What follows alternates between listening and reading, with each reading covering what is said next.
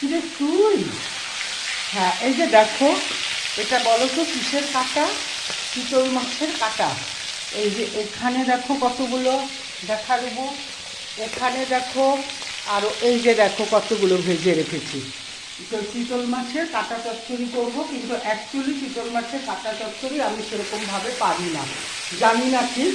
তো যাই হোক, আমি আলু বেগুন দিয়ে আরও অনেক সবজি দেওয়া যেত মনে হয় আমার, শিম টিম এই সমস্ত জাতীয়, কিন্তু সেগুলো আর দিলাম না, এত কাটা হয়ে গেছে। সেজন্য মানে তোমার আলু আর বেগুন দিয়ে, পেঁয়াজ টমেটো কাঁচা লঙ্কা সবই কাটা হয়ে গেছে।